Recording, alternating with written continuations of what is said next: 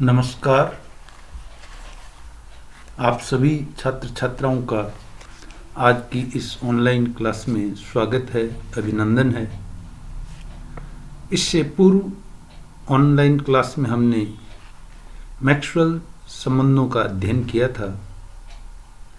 और आपको ये बताया था कि ऊष्मागतिक जो विभव हैं, जैसे कि आंतरिक ऊर्जा, हेल्महोल्ट्ज़ मुक्त ऊर्जा, गिब्स मुक्त ऊर्जा फलन G और एंथैल्पी H, इन चार ऊष्मागतिक फलनों की सहायता से हम किसी ऊष्मागतिकीय निकाय के चरों प्रेशर, वॉल्यूम, टेम्परेचर व एंट्रोपी, ताप, दाब, आयतन और एंट्रोपी में चार संबंध प्राप्त कर सकते हैं, जिन्हें मैक्सवेल संबंध कहते हैं। और इन मैक्सवेल संबंधों की सहायता से भौतिकी की कई जो घटनाएं हैं उनको हम एक्सप्लेन कर सकते हैं। और इसी कड़ी में आज की इस ऑनलाइन क्लास में हम मैक्सवेल समीकरणों के अनुप्रयोग का अध्ययन करेंगे। मैक्सवेल समीकरणों के अनुप्रयोगों में जो प्रथम अनुप्रयोग है वो है क्लॉसियस-क्लैपेरॉन समीकरण, अर्थात मैक्सवेल समीकरणों की सहायता से हम क्लॉसियस-क्लैपेरॉन समीकरण को व्युत्पन्न कर सकते हैं। तो आइए आज मैं आपको इस ऑनलाइन क्लास में ये बताऊंगा कि किस प्रकार मैक्सवेल समीकरणों की सहायता से क्लॉसियस-क्लैपेरॉन समीकरण को व्युत्पन्न किया जा सकता है। तो जैसा कि आपको मालूम है, मैक्सवेल का जो द्वितीय संबंध है उसके अनुसार del S upon del V at constant t equals to del P upon del T at constant V। और इस मैक्सवेल के द्वितीय संबंध को अगर ताप T से दोनों तरफ गुणा कर दें तो हमें प्राप्त होगा T del S upon del V at constant T equals to T del P upon del T at constant V। चूँकि आप जानते हैं कि ऊष्मागतिकी के द्वितीय नियम के अनुसार ds equals to dq upon t होता है, इसलिए हम t del s को del q लिख सकते हैं और इसलिए जो उपरोक्त समीकरण है इसका स्वरूप होगा del q upon del v at constant t equals to t del p upon del t at constant v। और ये जो समीकरण है इसमें जो लेफ्ट हैंड साइड है del q upon del v at constant t, ये नियत ताप पर प्रति एकांक आयतन में परिवर्तन के लिए अवशोषित या निष्कासित ऊष्मा, जिसे कि हम गुप्त ऊष्मा कहते हैं, उसको निरूपित करता है। अतः यदि T ताप पर गुप्त ऊष्मा L अवशोषित कर निकाय का आयतन V1 से V2 हो जाता है, तो उस स्थिति में हम जो del Q upon del V at constant T है इसको हम लिख सकते हैं L upon V2 minus V1। चूँकि जो अवशोषित या निष्कासित ऊष्मा है del Q, ये गुप्त ऊष्मा L के बराबर होगी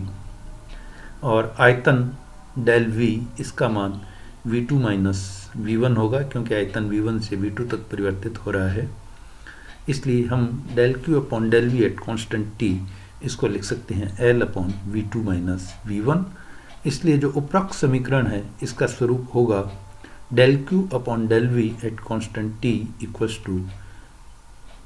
L upon V2 minus V1 बराबर T del P upon del T at constant V।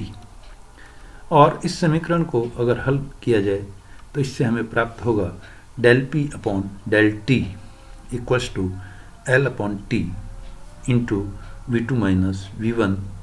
जो कि एक जो कि जैसा कि आप जानते हैं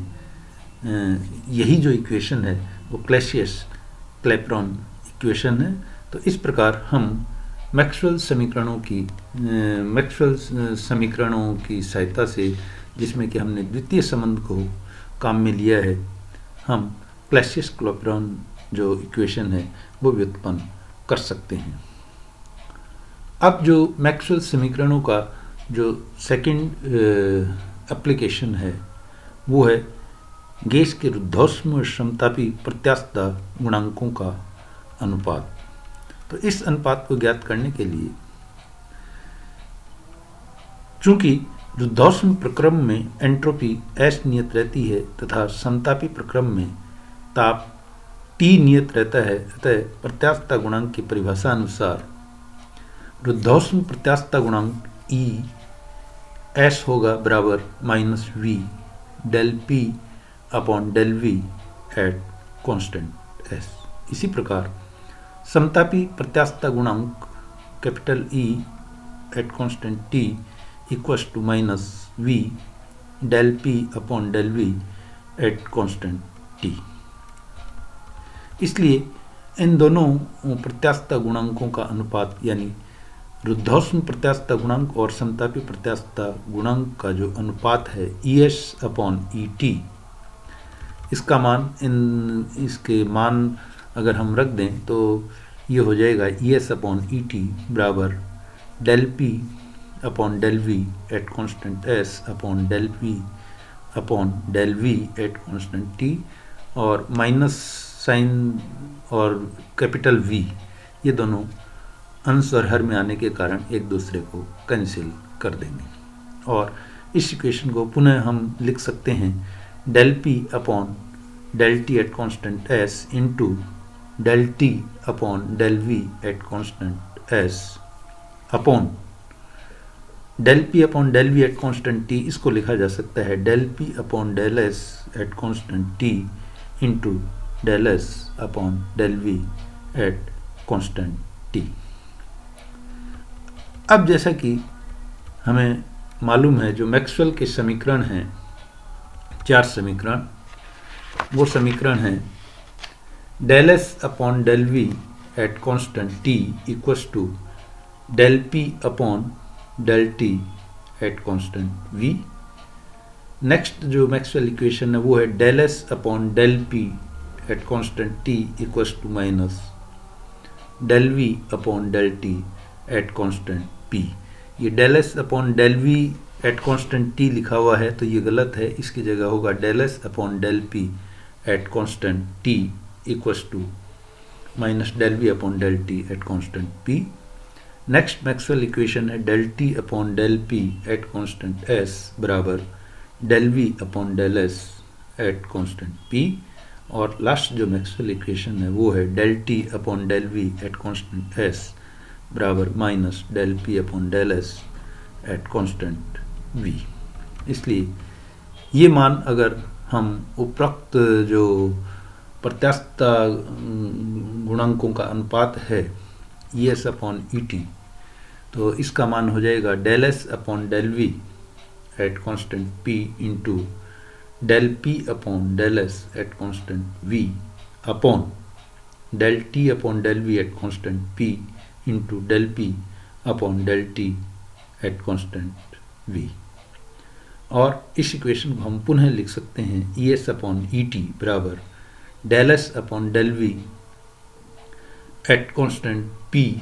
into del V upon del T at constant P upon del S upon del P at constant V into del P upon del T at constant V। इस इक्वेशन को पुनः सॉल्व करने पर ES अपॉन ET बराबर, इसको अगर हम rearrange कर दें तो इसे लिखा जा सकता है ES अपॉन ET बराबर del S upon del V into del V upon del T at constant P upon del S upon del P into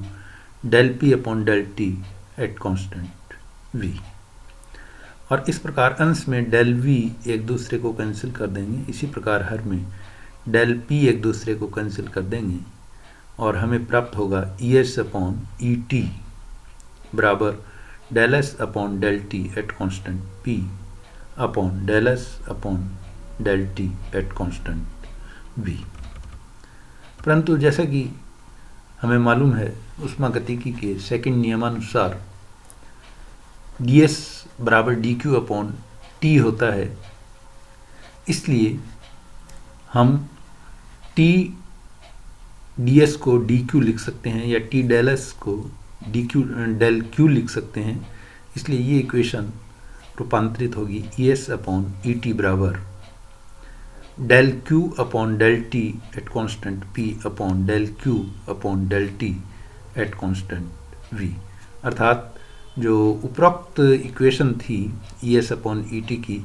उसमें T से अंश और हर को गुणा किया गया है, जिससे T डेल S का जो मान है वो डेल्टा Q के बराबर हमें प्राप्त होता है। और जो विशिष्ट ऊष्मा की परिभाषा है उसके अनुसार स्थिर दाब पर जो विशिष्ट ऊष्मा है वो होती है, स्थिर दाब पर किसी निकाय का ताप 1 डिग्री सेंटीग्रेड बढ़ाने के लिए जो आवश्यक ऊष्मा है वो स्थिर दाब पर विशिष्ट ऊष्मा कहलाती है। इसलिए स्थिर दाब पर विशिष्ट ऊष्मा Cp equals to del Q upon del T at constant P। इसी प्रकार स्थिर आयतन पर जो विशिष्ट ऊष्मा है उसको हम परिभाषित कर सकते हैं, स्थिर आयतन पर निकाय का ताप 1 डिग्री सेल्सियस परिवर्तित करने के लिए जो आवश्यक ऊष्मा है वो स्थिर आयतन पर विशिष्ट ऊष्मा कहलाती है। इसलिए स्थिर आयतन पर विशिष्ट ऊष्मा Cv equals to del Q upon del T at constant V। इसलिए उपरोक्त ES अपॉन ET की जो इक्वेशन है उसमें del Q upon del T at constant P की जगह Cp और हर में del Q upon del T at constant V की जगह Cv प्रतिस्थापित किया जाए तो हमें प्राप्त होगा ES upon ET equals to Cp upon Cv। और चूँकि Cp अपॉन Cv का जो रेशियो है वो गामा के बराबर होता है, इसलिए हम ये कह सकते हैं कि